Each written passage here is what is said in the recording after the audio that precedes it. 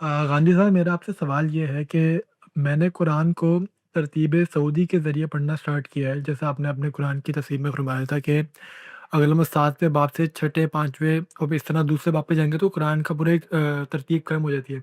میرا سوال یہ تھا کہ 7ویں باب میں تو ہم انذار سے شروع کرتے ہیں اور اتمام الحجت پہ ختم کر دیتے ہیں، پھر چھٹے باب پہ آتے ہیں تو واپس سے پھر وہ مکی صورتیں اسٹارٹ ہو جاتی ہیں اور پھر تزکیہ تطہیر کا فیس، مطلب پورا آرڈر بگڑ جاتا ہے۔ ہم لوگ قرآن اس طرح کیسے پڑھیں کہ شروع ہم انتظار سے کریں اور خاتمہ اس کا سورہ توبہ پہ ہو جائے؟ اس طرح کوئی ہم لوگ پیٹرن بنا سکتے ہیں قرآن پورا، مطلب پورے قرآن کا ایک اباب کا نہیں، پورے قرآن کا، کہ اس کو انتظار سے شروع کر کے رسول اللہ صلی اللہ علیہ وسلم کی مطلب ان کے واپس قبر میں جانے تک کا پورا۔ واضح سوال واضح، ہم سے دعوت کے مراحل کی توجہ کیسے کریں؟ یہ اسی کے بارے میں نے مقدمے میں وضاحت کر دی ہے۔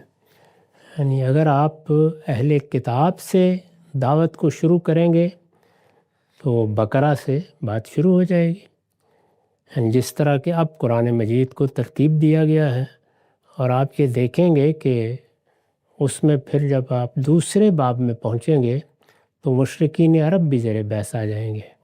اس میں 2 صورتیں مشرکین عرب کو مخاطب کرتی ہیں، سورہ انعام اور سورہ اعراف، اور پھر انفال جیسے کہ ہم سب جانتے ہیں، اور سورہ توبہ ہے۔ تو اس طریقے سے ایک نہایت خوبصورت ترتیب کے ساتھ دونوں مخاطبین آ جائیں گے۔ وہاں اہل کتاب پہلے ہیں، اس کے بعد دوسرے باب میں مشرکین عرب ہیں، یہاں تک کہ پھر سورہ توبہ میں یہ سب پایہ تکمیل کو پہنچ جاتا ہے، اللہ تعالیٰ کا فیصلہ صادر ہو جاتا ہے۔ اور اگر آپ پیچھے سے آئیں تو ایک دوسری ترتیب قائم ہو جاتی ہے۔ تو یہ دونوں باتیں میں نے بیان کر دی ہیں۔ پورے قرآن مجید کو اللہ تعالیٰ نے دونوں پہلوؤں سے ترتیب دیا ہے، تو دونوں ہی پہلوؤں کا لحاظ رکھنا چاہیے، اس میں کوئی ایک ترتیب قرآن پر مسلط نہیں کی جا سکتی۔